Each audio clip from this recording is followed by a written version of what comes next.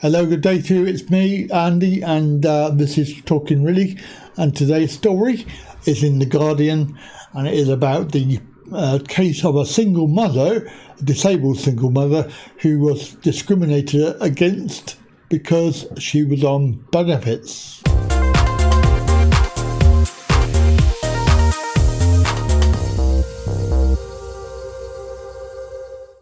So this story is about private landlords, basically. The case of a single mother who has gone to court because the private landlord refused to accept that she was on housing benefit, and the private rented property market is generally like that.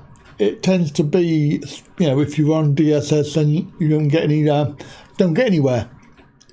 So the story, no DSS rule, unlawful after mother was rejected by a lettings agency.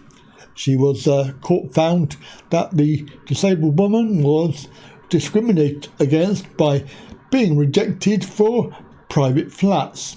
So she wanted to move into a private rented property, but because she was on benefits, they refused, and then she became homeless. This case was the first time a court has ruled that the so-called no DSS rule, operated by many private landlords, thought to have prevented hundreds of thousands of people from renting homes over the years.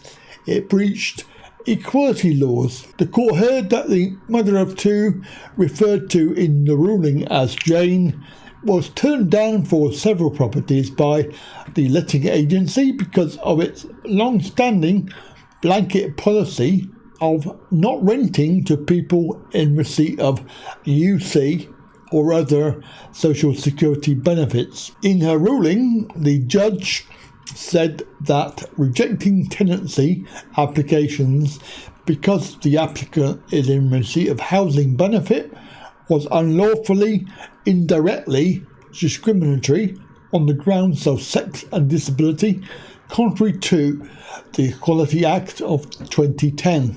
This ruling was welcomed by the housing charity Shelter as a nail in the coffin of the no DSS rule, an archaic reference to the former Department of Social Security, which is what it used to be called, used by some landlords to describe the vetting of a class of tenant that they regard as unsuitable. The Shelter solicitor said that it finally clarifies that discriminating against people in need of housing benefits is not just morally wrong, it's actually against the law.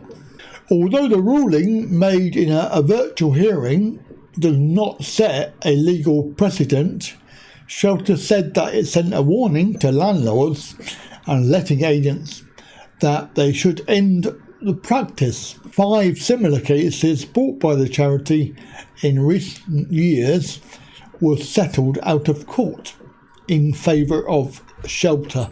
Jane, who works part-time and is now living in social home, told the court that she was shocked when she was turned down by the letting agency because she had 9 years of excellent references from previous landlords. I felt very offended that after all those years, when I have prided myself on paying my rent, paying my bills, being a good tenant, it just been nothing. When I realised that we were going to be homeless because I couldn't find anywhere, I felt sick to my stomach. The chief executive of the EHRC, the Europe Equality and Human Rights Commission, which helps support this case, no DSS policies by landlords and estate agents clearly discriminate against many women and disabled people, as we saw in this case. We should never see it in a letting advert again. So there you go. So if you're looking to rent private property, there's a good chance that you'll be fine if you're on UC or DSS, as they say, which is obviously not called that anymore. If you like the video, then obviously give us a thumbs up, and don't forget, click the button down here somewhere, subscribe, and feel free to share. Don't forget, share the video, and come back for another story very soon. So bye for now.